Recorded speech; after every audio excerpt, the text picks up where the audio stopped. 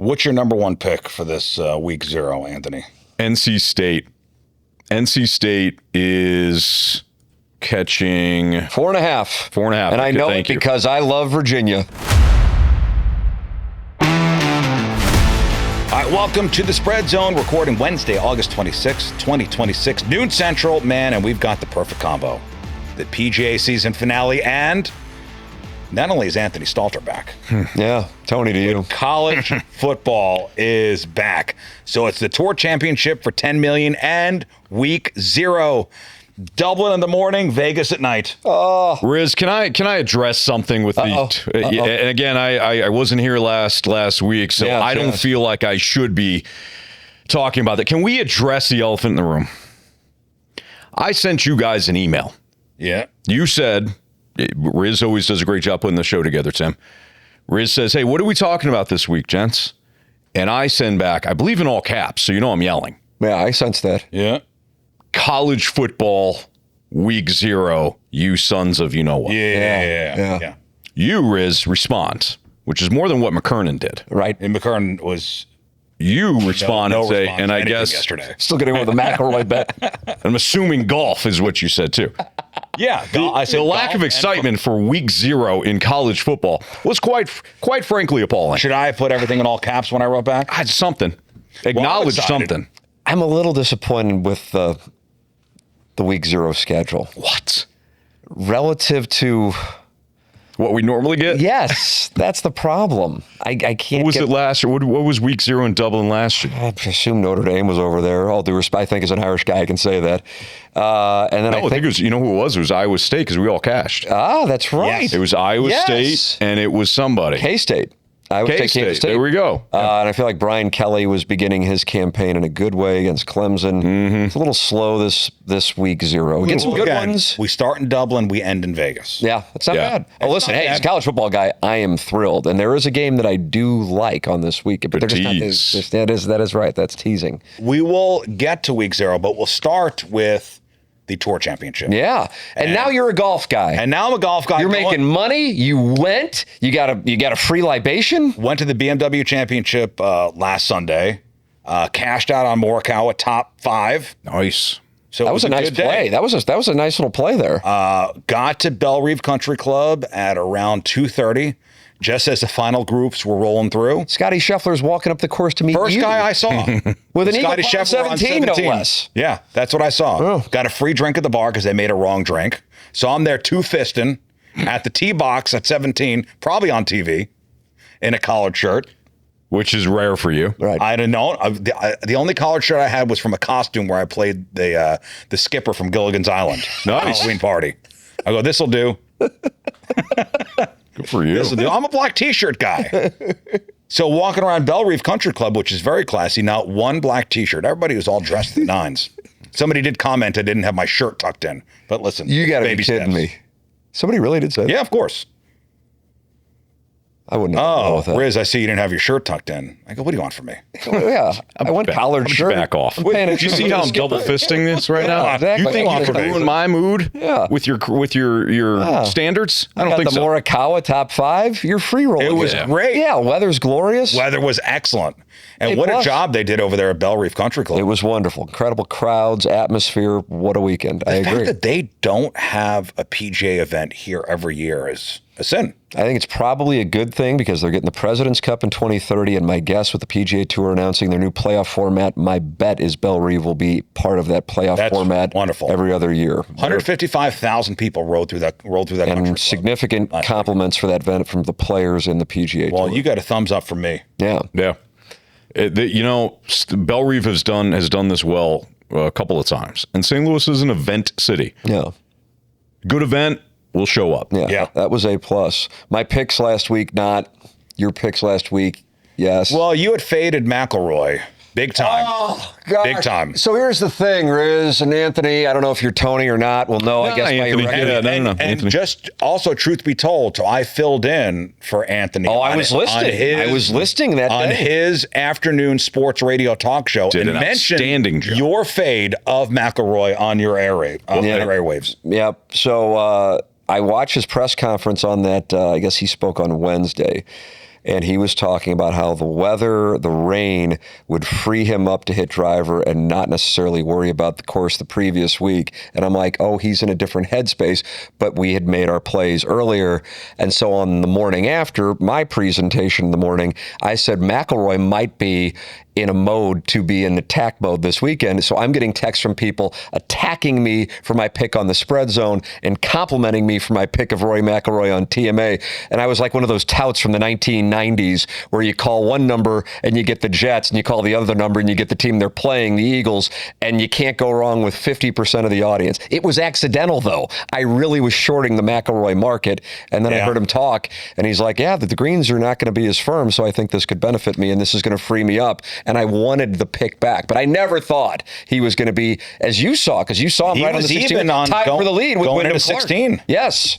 And I watched him blow that par 3 16. Yeah, he had a shorter putt than Clark did. Clark made the putt and McIlroy missed it. What he really blew it was going into the bunker after Clark won the bunker on 17, and you were right there on the tee box watching it. Probably said something to him. Well, I was like, hey, thanks for being 3 strokes behind going into 18. I'm going to go home to beat the crowd. So that's what I did.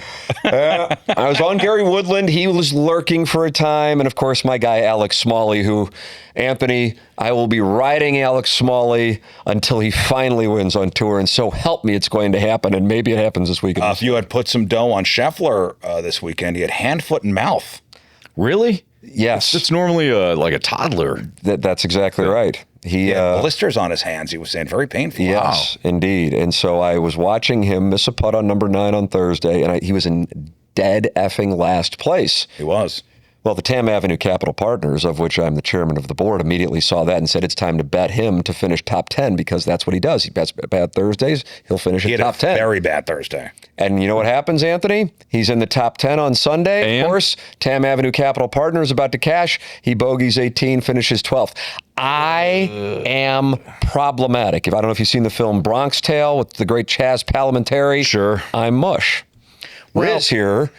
but has to find a collared shirt and then still gets ripped for not having tucked in. But he's making money, and I'm saying short Rory McIlroy, and then he's in the lead with 3 holes left. But Tim. Yes, Anthony, talk me out of this. Process, right? Trust the process. Your process was solid. We didn't get the results. No, we never do. We never do.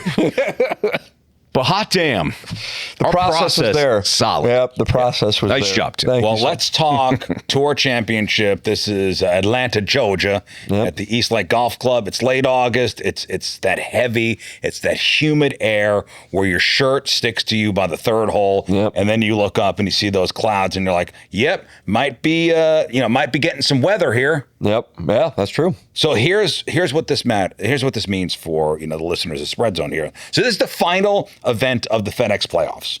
Are you a fan of this whole playoff thing? Not at all. It is unlike every other major sport in North America. It is anticlimactic at the end of the year, which is why they announced yesterday that they are changing the whole format.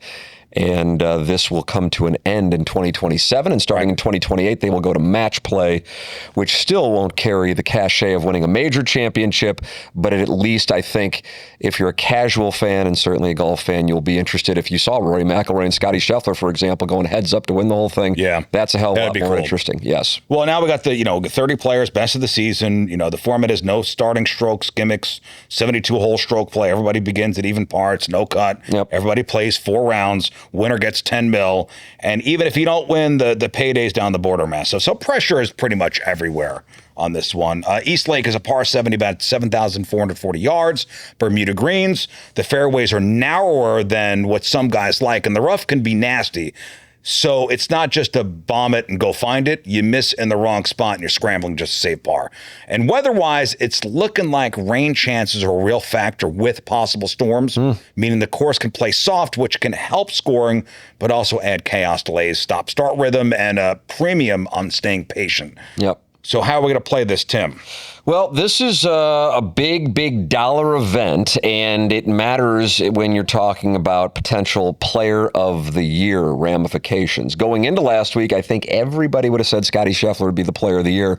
Now, with his win, as you witnessed him rolling in that putt on 16, which really did it for him, Wyndham Clark is in the mix if he were to win this. He is a guy who can be super hot like he was for the first 3 days at Belle Reve, But he can cool off like he was for the final round at Bellerive until he, to his credit, went birdie, birdie, birdie to finish. So the storyline for the weekend is, does Wyndham Clark win this event and become the player of the year despite Scottie Scheffler having a not great year by his standards, but so many second-place finishes and 2 wins.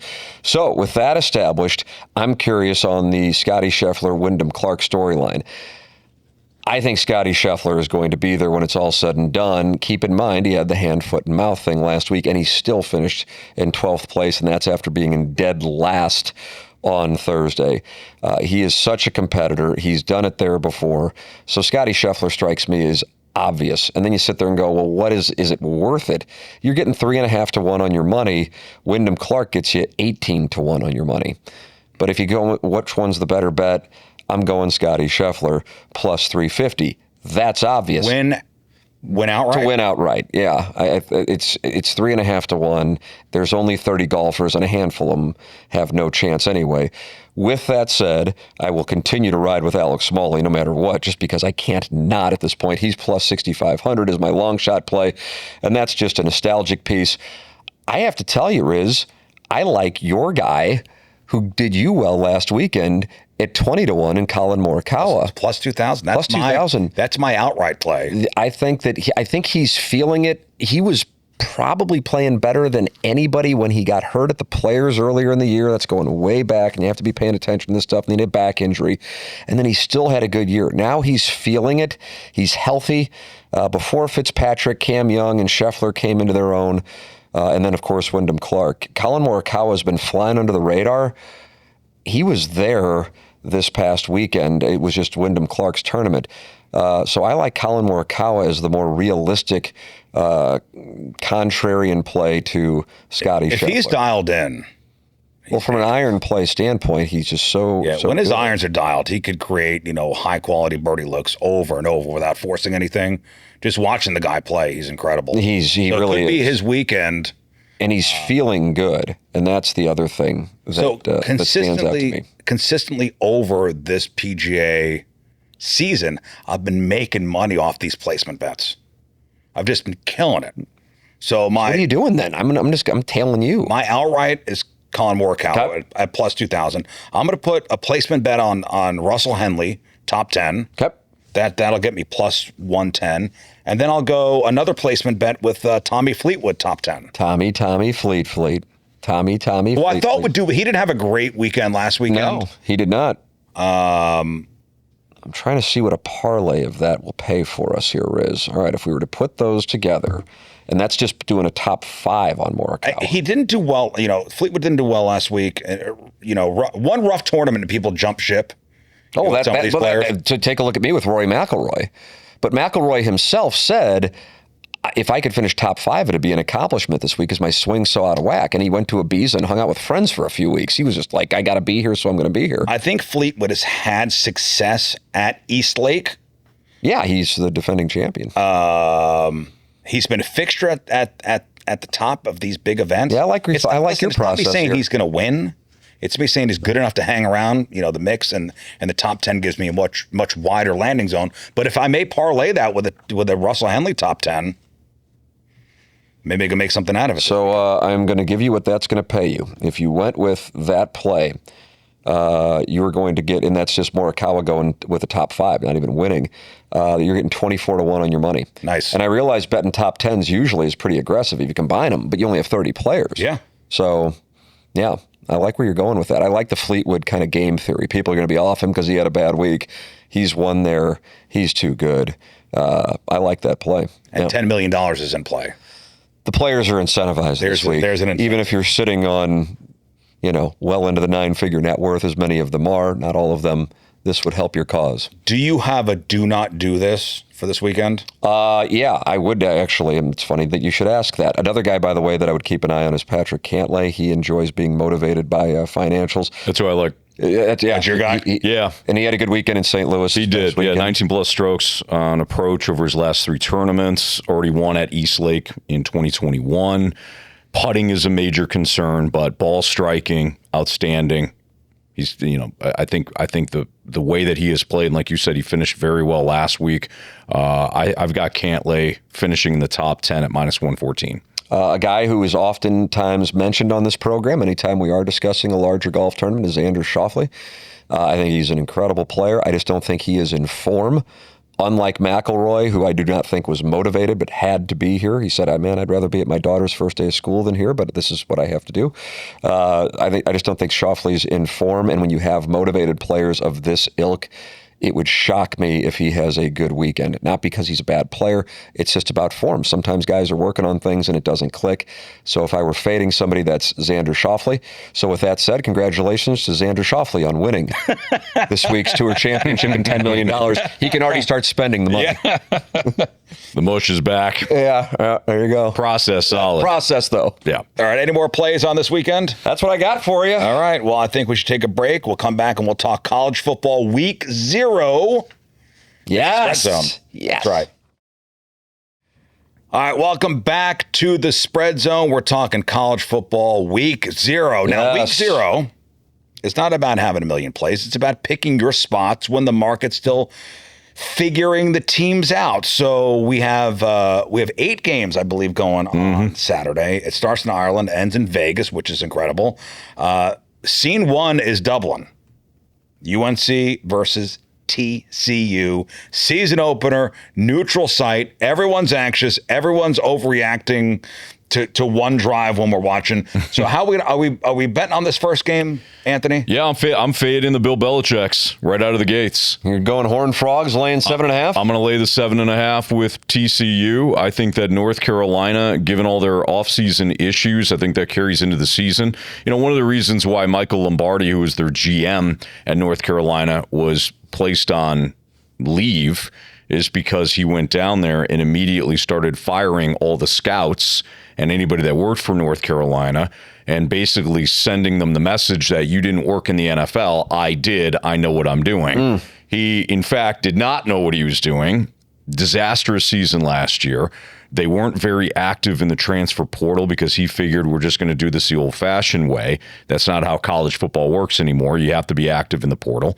And North Carolina put together one of the worst rosters in the NCAA last year, at least one of the worst rosters being coached by an absolute legend in Bill Belichick. Yeah. So I think when I look at this North Carolina team, I really question what they have at quarterback. I think their defense went through a major transition, and this TCU program, a little bit of pedigree, obviously, after going to the Rose Bowl, won that, number 2 ranking in 2010, number 3 finish in 2024, coached by Sonny Dykes, who knows what he's doing, so there's continuity there. They did lose their starting quarterback, Josh Hoover, to Indiana, but they added Harvard transfer Jaden Craig, who threw for more than 6,000 yards with a 52-12 touchdown interception ratio in the Ivy League. Not the ACC, I understand that, but Jaden Craig, impressive numbers. Yeah, he comes in with a little pedigree here. So I think that TCU handles North Carolina, and I don't think Bill Belichick is long for that job. So I'll lay the 7.5 with TCU. I share your opinion on that, and I actually, if you could get numbers on the first coach fired, I would take Bill Belichick. And I will give you a date if you're interested. I'm going to go with Sunday, October 4th. That will follow what I believe will be their 3rd loss, operating on the premise that they can beat Eastern Tennessee State on September 12th. Does he have guaranteed money? Oh, yeah. I mean, all these guys with these buyouts, they're just that's the greatest gig going, man. Ask Jimbo Fisher about that. But TCU will be a loss. At Clemson will be a loss on September 19th. And then they get to take on Notre Dame. That's in Chapel Hill. And I think Notre Dame boat races them. And I think at that point, it is so ugly. That's a pretty tough way to begin the season. You guys don't think he's got the kinks worked out? Season 2? I think you can be a great coach in college football as far as X's and O's, which I don't think too many people would dispute, even if you hate the Patriots, the Brady era, whatever it is. But if you don't have the horses, you are doomed. We saw 2 teams that really benefited from the portal last year in Miami and Indiana meet for the national championship. And I don't think he tapped into that. And for a lot of these guys, as crazy as it sounds, because for us, we sit there and we still think of him as this Hall of Fame coach that had the dynasty for almost 2 decades in New England. They were 10 the last time he was doing great things in Foxborough. That's insane, but that doesn't mean anything to them. And they don't go there. Plus North Carolina, there's a lot of tension there. You mentioned the Lombardi situation. You got to have the donors raising the money for the NIL. I'd be shocked if he wins any of those 3 games I listed, TCU, Clemson, and Notre Dame. Therefore, 1-3, and I think that would be the end, especially if they are blowouts. You know, another thing to consider is why he didn't get another job in the NFL after he and New England had their ugly divorce. One of the reasons was that was given, or at least the rumor was, that he was going to bring in all his own people. Atlanta interviewed him twice. Yeah, that was the one. Long interviews, and then announced that Raheem Morris was going to be their head coach. One of the things that stood out apparently to the brass in Atlanta was, again, who he was going to have on his staff. If you look at North Carolina, he brought in all his own guys. Yeah, all his own guys. And of course, right, to some degree, that you know, you're going to bring in the guys you're comfortable with. But it wound up being like everybody's, his sons, then his buddy's sons, and it wound up being this thing where he didn't necessarily get the best staff. He just was doing make goods for all of his buddies. Now, he did hire Bobby Petrino to run the offense this year, so maybe he looked at it and said, this game scares me to put any money on, I'll be honest with you. Yeah. I mean, the way I would really, really like to do it is a money line, but the money line isn't worth it because you're minus, 240, I think, Anthony, if I'm not mistaken. Money line on 320, actually, on TCU. On TCU, yeah. That's because I don't like a 7.5 when I don't have a gauge on the scoring of TCU. And early on in the season, I believe where you were hot last year was kind of handicapping the gameplay and the game script for Iowa State and K-State, if my memory serves. Yes, you were on some unders. Yeah, Iowa State ran very slow. You may have that when you travel across to Ireland. So 7.5 in that sense scares me. But yeah, goodness. But minus 320 is a heavy price to pay in a college football game. The second scene, so you got Dublin scene 1. Scene 2 would be you got ranked teams like USC laying a gigantic number against San Jose State. And I'll lay it. And these games are loud, they're flash, and a lot of times those are the games that burn bettors because garbage time is real. So you're going to lay the 38.5? Yeah, I don't like to do this often. I don't. But the other one is New Mexico State and Florida State, which is 30.5. That one, that to me looks like one that I would put money on New Mexico State on that one. Okay, so for me, looking at motivation this early in the season, USC's got to start hot. Their schedule is more difficult. I think that this is a big year for Lincoln Riley. Not that I think they're going to fire him, but Lincoln Riley has left that USC program. If he were to leave it, he would leave it better than what he found it. But it's still a program with this rich history. You bring in somebody like Lincoln Riley from Oklahoma, you think, hey man, you're going to win some conferences. But Jaden Mayava comes back. They've got their best cornerback but it back. Could be late in the third. It could be 30-0. That's the risk. And then fourth quarter, you got scrubs in, and they'll get a touchdown, and you're losing. Absolutely. I don't like anything about San Jose State though. I mean, they brought in Hawaii's transfer who won the preseason. He's a 5th-year senior, Luke Weaver, not the baseball pitcher, but Hawaii transfer. Their defense brings back next to nobody. San Jose State wasn't good a year ago, and I think they're going to be even worse. They won three games last year. I think they're going to be even worse this year. I think USC is up 55-0 third quarter, and yes, you do have to hold on a little bit. But they brought in, USC hired Gary Patterson, the defensive coordinator, to bring in the former TCU head coach for a long time. They brought him in as a defensive coordinator. I think they're going to want to make a statement. Yeah, that defense was a disaster. I was on a lot of USC overs in 2025. I think this could be like a 62-3 game. And that is why I am on the USC San Jose State over of 60.5. That's what I like. If I had to take a side, I would lay the 38.5 because I do believe when you're talking about a few programs that are in a mode where they have to make a statement, that you're going to see guys more apt to run it up, even though these games mean nothing. You get the win and you stay healthy. But Lincoln Riley, somebody is going to be terminated who, at this moment, we would never think about being terminated. If we would have said before week 0 last year, Anthony, that both Brian Kelly and James Franklin would be gone by mid-October. Yeah, wow. And that's what winds up happening. And I think with the 9-game conference schedules and some of these teams that are top 10 playing each other early on in the season, you're going to see that. I therefore think you are going to try to see a team like USC run it up. But that's why I'm taking the over. And then another one that I think will be in run-it-up mode will be Florida State. Because Mike Norvell is also in a legitimate case, whereas Riley's on the periphery. Mike Norvell is certainly on the watch for his job in Tallahassee. And that one comes up later on in the day at night in Tallahassee. The New Mexico State game you were talking about there, Riz, where they're laying Florida State 31.5. What's your number one pick for this week 0, Anthony? NC State. NC State is catching, let me get the 4.5. 4.5. And I know it because I love Virginia. Oh, I do too. Oh, there we go. Okay, Tim. so we got it. We could do something. Is that a moving line? Wow. I saw 5.5. I'm looking at it right now. Maybe we moved markets real quickly. Yeah, so NC State's catching 4.5. Here's why I like. I'll take the 4.5. Here's why I like NC State. Last year, I think Virginia, they were the fun story, right, for a while.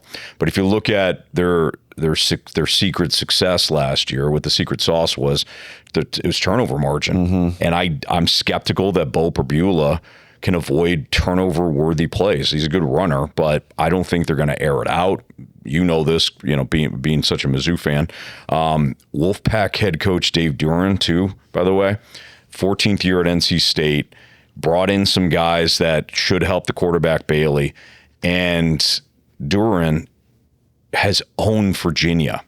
He's 4-0 straight up against Virginia.